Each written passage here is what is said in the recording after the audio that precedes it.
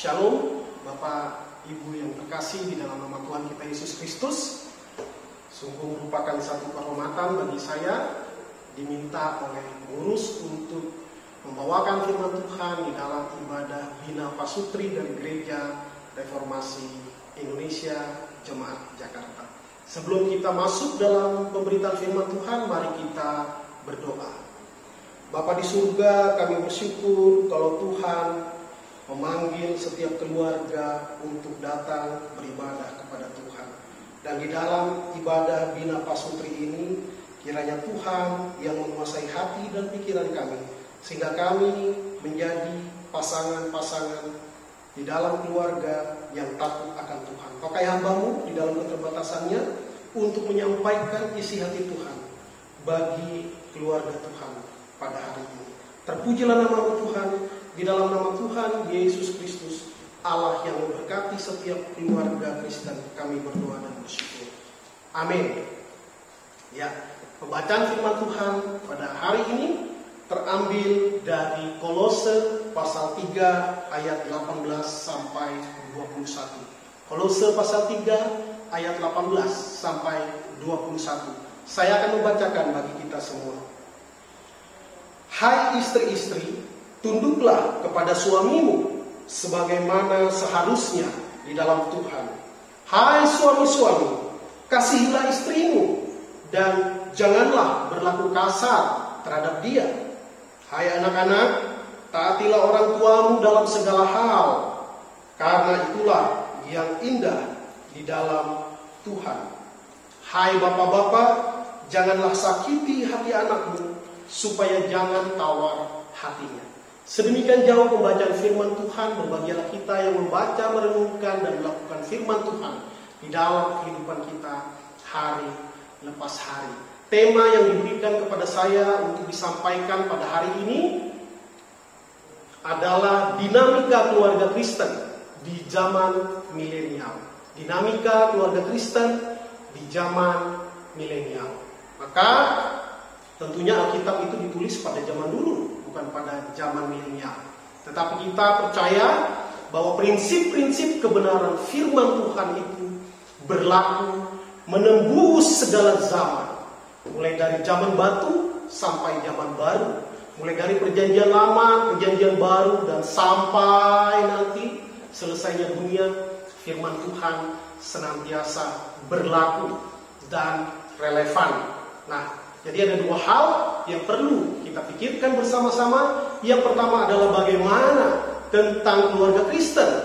Dan nanti bagaimana kaitannya prinsip kebenaran firman Tuhan di zaman Alkitab ditulis dengan kaitannya dengan zaman milenial di mana kita ada sekarang ini. Di dalam keluarga Kristen, ya tentunya Tuhan yang pertama harus bertahta dan dimuliakan di dalam keluarga. Kalau kita baca tentang keluarga di perjanjian lama, mungkin ada yang bisa diangkat adalah Yosua. Bagaimana Yosua mengajak keluarganya beribadah kepada Tuhan. Di dalam pidato perpisahannya dengan bangsa Israel, dia mengatakan, sekarang kau harus memilih. Engkau mau menyembah kepada Allah yang kepadanya nenek moyangmu menyembah, atau kepada ilah-ilah lain. Tetapi aku dan seisi keluargaku, kami akan beribadah kepada Tuhan. Dan di perjanjian baru juga tercatat ada satu keluarga yang bersama-sama melayani Tuhan. Mereka adalah keluarga Aquila dan Priscilla. Di dalam Kisah Para Rasul pasal 18 dikatakan bagaimana mereka membantu pelayanan Rasul Paulus di Korintus, dan Rasul Paulus juga tinggal bersama-sama dengan mereka untuk beberapa waktu lamanya. Nah, di dalam keluarga ini adalah unit yang terkecil dari suatu komunitas. Ya. Di dalam negara yang kuat harus ada keluarga yang kuat.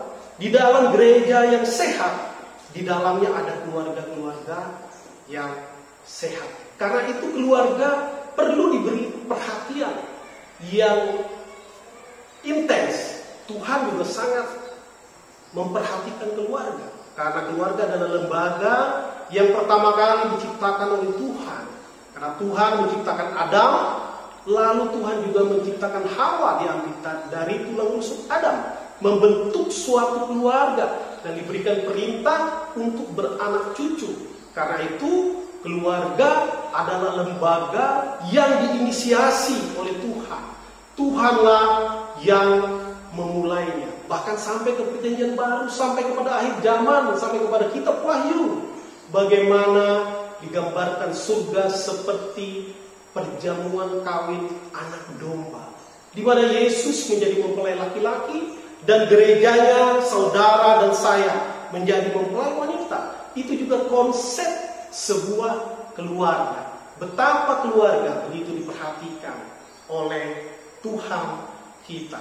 Nah, keluarga juga hal yang menarik untuk dibahas. Karena di dalam keluarga itu ada pertemuan yang intens, ada komunikasi yang kontinu, yang terus-menerus dan berkesinambungan, sehingga tidak ada celah di dalam keluarga untuk kita melakukan pencitraan.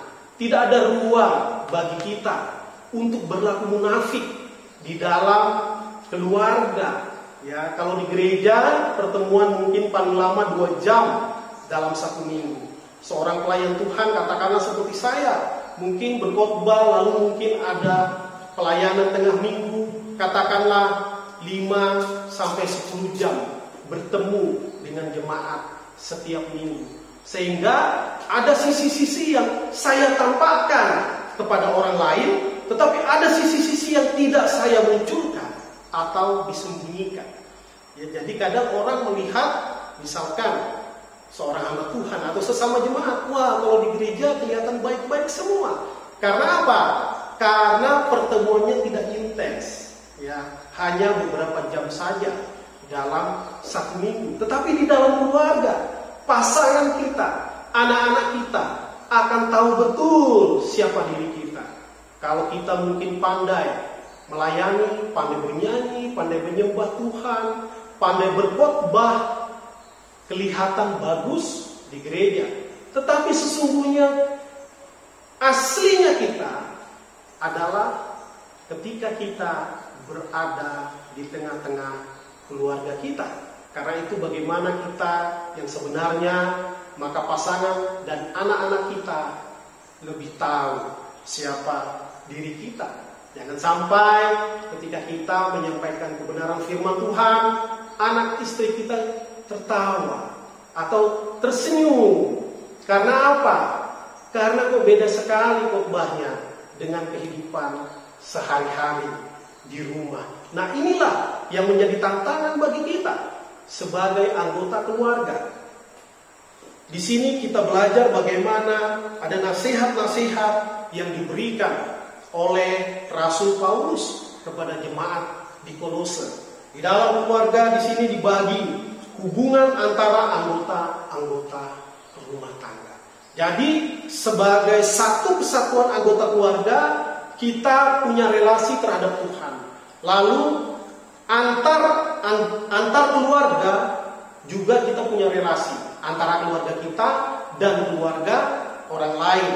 Dan di dalam internal keluarga juga ada relasi antara orang tua dengan anak, antara suami dan istri, antara anak dengan orang tua. Nah, di sini untuk memiliki keluarga yang berkenan di hadapan Tuhan dan keluarga Kristen yang bisa menghadapi segala tantangan zaman, di sini ada pembagian tanggung jawab yang diuraikan oleh Rasul Paulus. Di ayat ke-18 dikatakan, "Hai istri-istri, tunduklah kepada suamimu sebagaimana seharusnya di dalam Tuhan." Ya, kalau membaca ayat ini, mungkin ini menjadi ayat favorit setiap suami. Ya. Kenapa? Karena nanti ayat ini yang dipakai oleh suami. Kamu harus tunduk sama saya, karena Alkitab bilang gitu. Tunduklah pada suamimu, aku suamimu, kamu harus tunduk. Nah, tundukkah? Wah, seperti itu. Ya, tetapi maksud daripada kata tunduk ini adalah bahwa laki-laki itu sebagai kepala, bukan sebagai penguasa.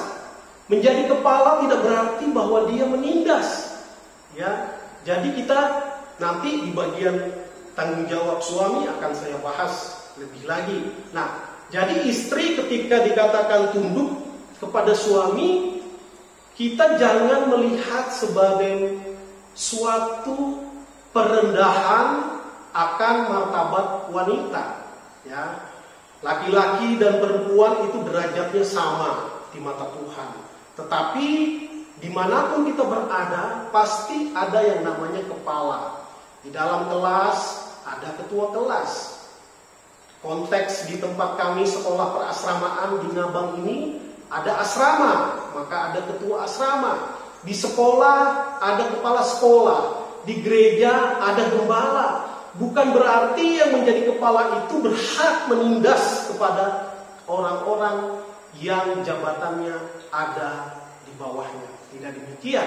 Tetapi kepala itu memang harus ada. Bayangkan kalau kita manusia tidak ada kepalanya. Wah, seperti apa itu? Ya, kita saja punya kepala. Kepala tidak lebih hebat dari anggota tubuh yang lainnya, tetapi di dalam satu tubuh tetap ada yang namanya kepala. Karena itulah memang laki-laki sebagai kepala, karena laki-laki diciptakan sebelum perempuan diciptakan oleh Tuhan.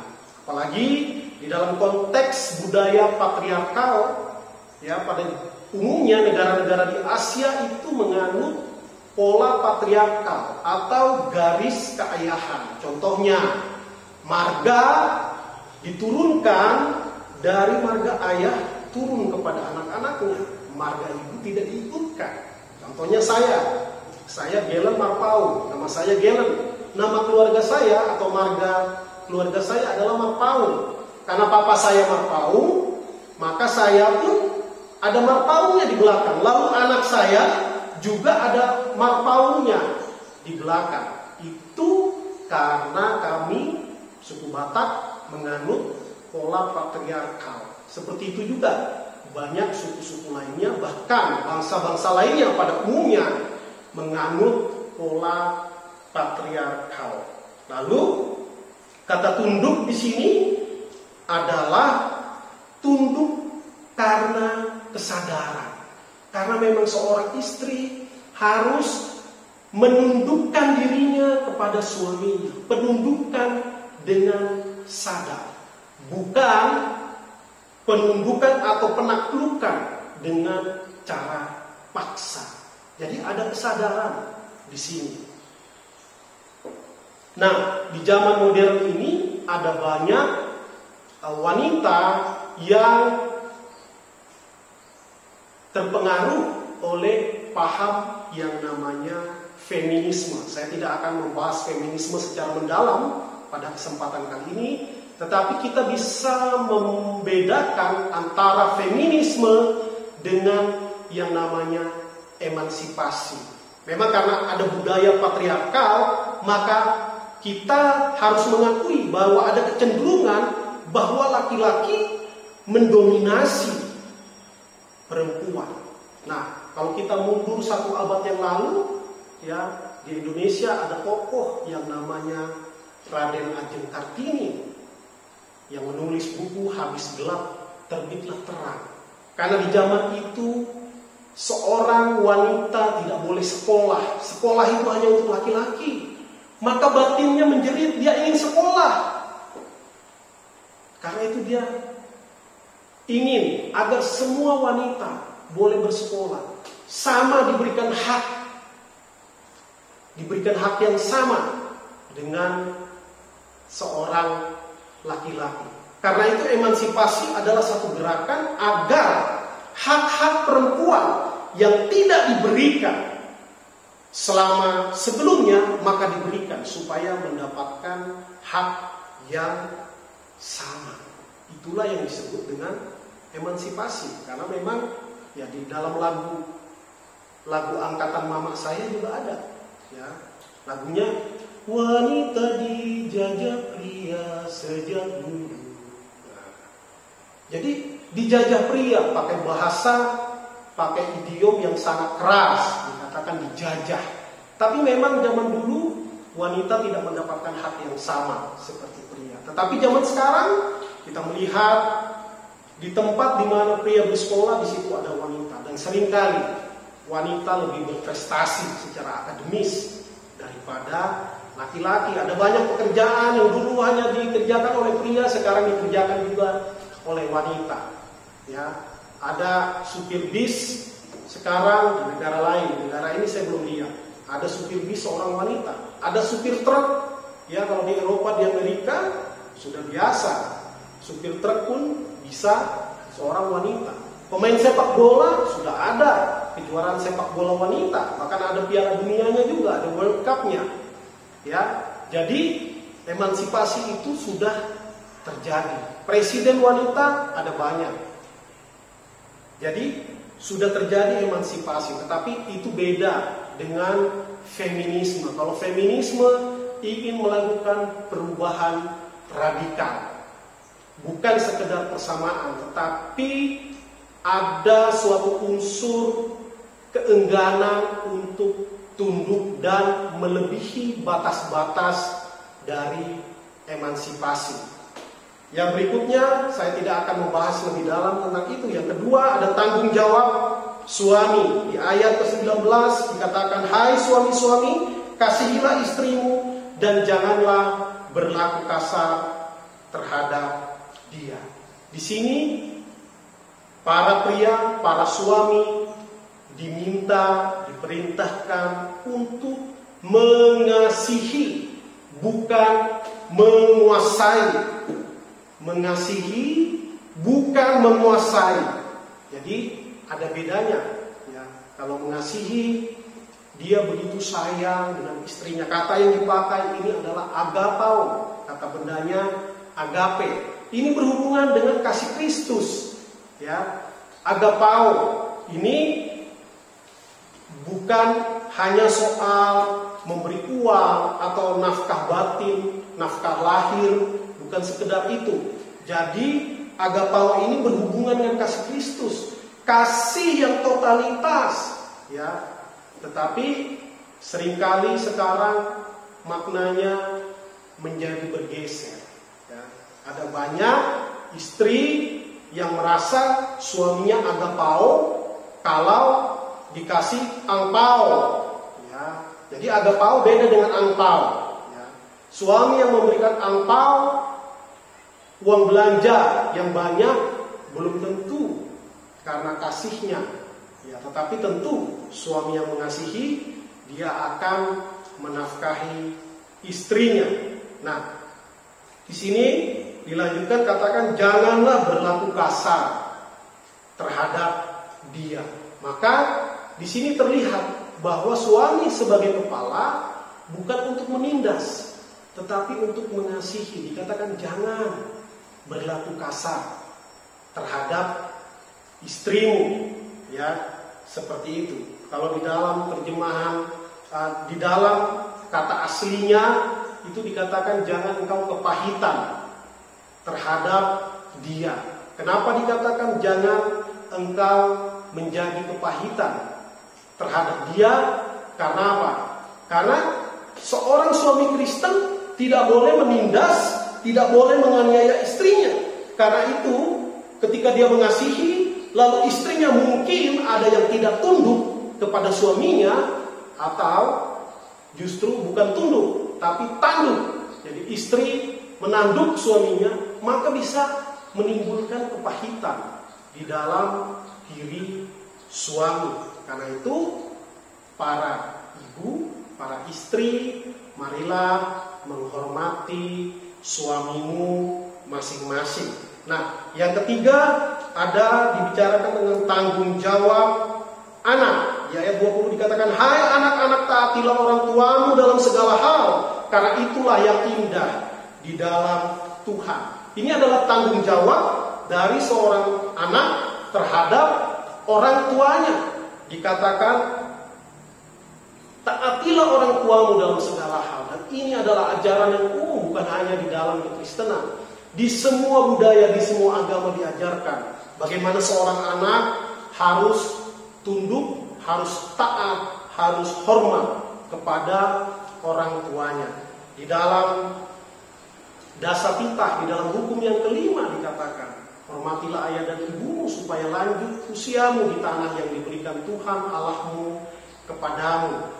Dan ini adalah ajaran yang umum, bahkan para filsuf Yunani yang notabene tidak percaya kepada Yesus sebagai Tuhan dan Juru Selamat, mereka pun mengajarkan etika yang tinggi bagaimana anak harus menghormati orang tuanya, karena itulah yang indah di dalam Tuhan. Dikatakan di sini taatilah dalam segala hal. Ini kalimat yang menarik. Tentunya dalam segala hal. Bagaimana kalau orang tuanya mengajarkan hal yang tidak benar atau menyuruh hal-hal yang melanggar hukum? Entah itu hukum Tuhan atau itu hukum pidana, hukum perdata. Bagaimana? Nah, tentu kita membedakan antara menaati dalam segala hal dan menghormati dalam segala hal.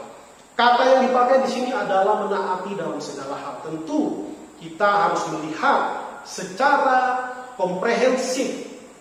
Kalau kita lihat dengan keseluruhan ajaran Alkitab, maka kita tahu bahwa anak harus menghormati orang tua di dalam segala hal sejauh perintah-perintah dari orang tua itu bersesuaian dengan firman Tuhan dan kehendak Tuhan. Tetapi yang namanya hormat kepada orang tua itu mutlak dan harus. Ada banyak anak yang tidak menghormati orang tuanya. Kenapa? Karena orang tuanya tidak memberikan uang jajan yang banyak. Karena orang tuanya tidak mampu secara ekonomi untuk menyekolahkan anaknya misalnya di tempat-tempat yang terbaik, di sekolah, di universitas yang paling mahal yang mungkin diidamkan oleh anaknya. Karena tidak mampu, maka anak kurang menghormati orang tua.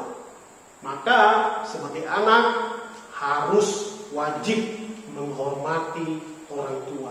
Bagaimanapun dia, bagaimanapun orang tuamu tidak sesuai dengan harapan, maka sebagai anak wajib tetap menghormati orang tua. Karena itulah yang indah di dalam Tuhan. Di dalam teks aslinya dikatakan itulah yang berkenan atau itulah yang menyenangkan Tuhan. Dan yang ayat ke-21 dikatakan, hai bapak-bapak, janganlah sakiti hati anakmu supaya jangan tawar hatinya. Ini adalah tanggung jawab orang tua terhadap anak. Ya, di sini dikatakan jangan sakiti hatinya. Ini mengacu kepada budaya pada saat itu, di mana kekuasaan ayah begitu mutlak. Ada satu istilah yang disebut dengan patria potestas. Ayah begitu menguasai, begitu punya kuasa yang besar terhadap anak-anaknya. Seorang ayah boleh menghukum anaknya, mengikatnya dengan rantai, lalu bisa suruh anaknya bekerja di ladang dengan posisi di rantai, yang mana itu belum tentu dia lakukan terhadap budak-budaknya. Pada saat itu masih zaman perbudakan. Bahkan seorang anak, seorang ayah boleh misalnya pada saat anaknya lahir dia mengharapkan punya anak laki-laki, lalu ternyata yang lahir anak perempuan. Dia bisa memerintahkan untuk saya tidak mau anak ini. Ya, maka kalau anak itu dibunuh, maka ayahnya itu tidak boleh dihukum karena dia punya kuasa untuk melakukan itu. Bahkan ayah bisa menjual anaknya sebagai budak. Itu budaya pada saat itu. Dan itulah yang ditentang oleh Rasul Paulus. Dikatakan, janganlah sakiti hati anak-anakmu. Jangankan berbuat kasar, berbuat kejam, bahkan menyakiti hati mereka pun dikatakan jangan lakukan itu.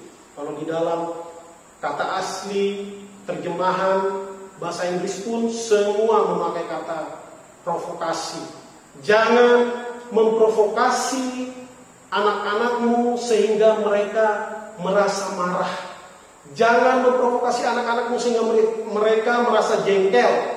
bahkan merasa muka, sampai pada akhirnya mereka merasa kepahitan di dalam hatinya, yang pada gilirannya akan merusak relasi antara anak dengan orang tua.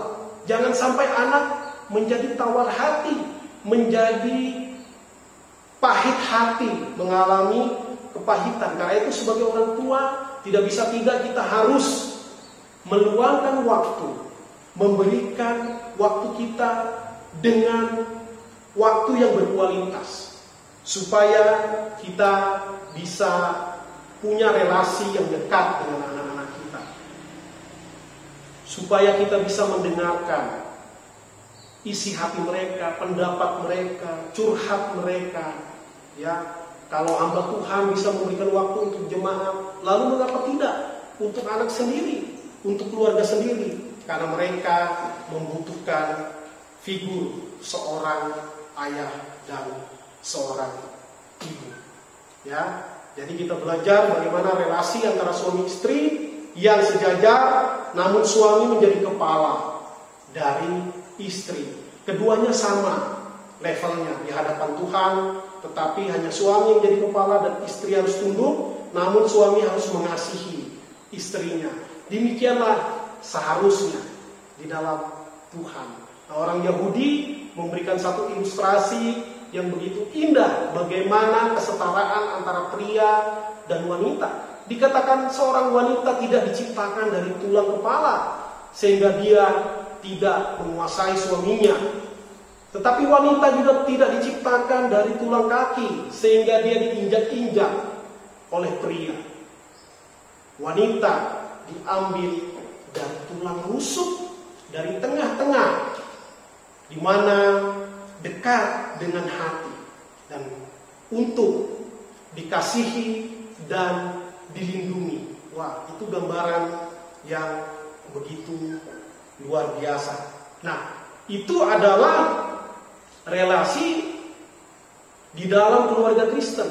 Itu prinsip-prinsip yang diajarkan dari bagian yang sudah kita baca tadi dalam Kolose 3 ayat 18 sampai 21. Nah, sekarang apa kaitannya dengan zaman milenial? Karena kita membahas tema dinamika keluarga Kristen di zaman milenial.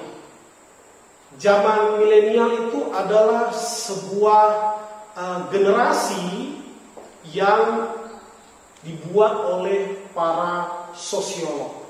Ya. Jadi dibagi generasi-generasi setelah Perang Dunia Kedua. Setelah Perang Dunia Kedua ada namanya zaman atau generasi baby boomers. Itu pasca Perang Dunia Kedua, maka tahun 1946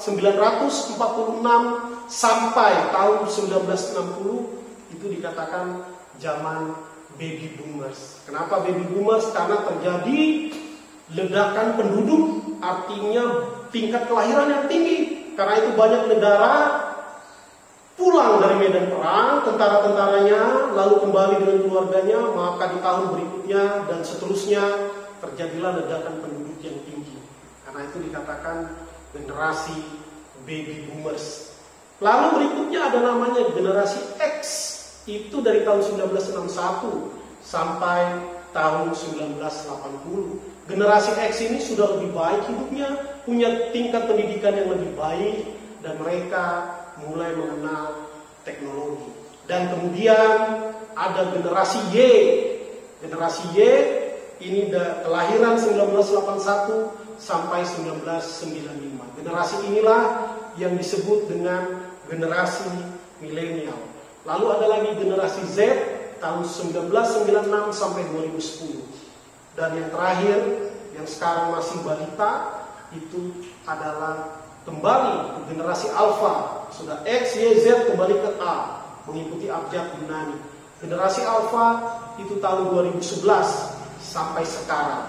Nah, yang kita bahas adalah generasi milenial, karena generasi inilah yang sekarang sudah cukup besar, ya, sudah cukup besar usianya. Kalau dikatakan mereka tahun 1981 sampai tahun 1995, berarti usia mereka sekarang 25 sampai 40 tahun. Generasi inilah generasi yang menjadi motor yang sedang meningkat karirnya, dan generasi ini juga yang mulai melek teknologi. Nah, untuk berhadapan dengan generasi ini, kalau saya termasuk awal dari generasi milenial, ya. Mungkin kita adalah orang tua dari generasi milenial, atau anak kita mungkin masuk di dalam generasi milenial. Nah, jadi prinsip apa yang perlu dipegang untuk berhadapan dengan mereka, keluarga Kristen di zaman milenial? Prinsipnya tetap sama seperti yang tadi kita bahas, tetapi pada penerapan teknis bagaimana orang tua berhadapan dengan anak, itu tentu kita perlu sesuaikan dari zaman ke zaman. Alkitab tetap relevan, hanya saja penerapan teknis kita bisa ubah mengikuti perkembangan zaman. Nah, generasi milenial ini berbeda dengan generasi sebelum-sebelumnya. Kalau dari zaman dulu, zaman orang tua saya itu mereka sifatnya kaku dan sifatnya instruktif. Ketika bapak saya bicara, tidak ada ruang untuk diskusi. Tidak ada ruang untuk membantah, kerjakan. Bahkan saya tidak berani bertanya, kenapa saya harus lakukan itu? Kenapa tidak begini? Itu tidak ada ruang diberikan. Karena apa? Ya, karena dia juga dididik seperti itu. Dan pola pikir orang-orang di zaman itu memang seperti itu. Nah, seringkali kalau anak generasi milenial melihat orang tua yang seperti itu dikatakan kolot. Ya, lalu apalagi? Tidak demokratis. Kalau bahasa sekarang, enggak kekinian. Ya, seperti itu. Tetapi ketika saya semakin belajar, saya semakin memahami. Oh, karena generasinya beda, maka pola pikirnya juga berbeda.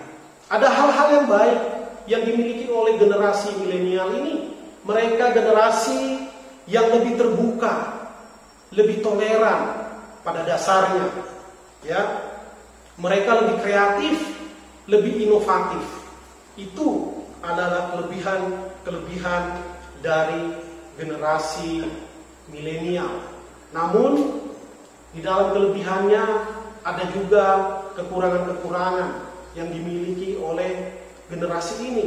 Walaupun mereka melek teknologi, tetapi mereka juga memiliki kepedulian yang lebih sedikit. Mereka memiliki kepedulian yang lebih sedikit. Mereka tidak terlalu tertarik dengan hal-hal ekonomi, politik, termasuk spiritual, termasuk sosial. Mereka cuek. Ya, ada yang orang bilang pakai istilah mereka adalah generasi yang cuek bebek. Ya, sampai sekarang saya tidak mengerti kenapa itu istilah cuek bebek. Karena kalau saya perhatikan, bebek itu tidak cuek. Ya, bebek itu justru kemana-mana mereka selalu bersama dengan kelompoknya. Dia tidak cuek. Ya. Tapi sudah umum disebut sebagai istilah cuek bebek. Dan mereka generasi yang ingin bebas. Mereka ingin didengarkan. Mereka ingin berekspresi sesuai dengan kehendak mereka. Kalau zaman generasi orang-orang tua dulu 50 tahun ke atas, mereka sangat memikirkan apa yang dikatakan oleh masyarakat kalau saya misalnya berbuat A atau B. Tetapi kalau generasi muda zaman sekarang, mereka berpikir itu hak asasi saya, terserah saya mau bicara apa, saya mau berbuat apa, karena saya punya kemerdekaan, karena saya punya hak asasi manusia, maka saya bebas melakukan apapun yang saya inginkan. Generasi milenial juga bersifat lebih hedonistis, bersifat lebih materialistis, dan juga lebih konsumtif.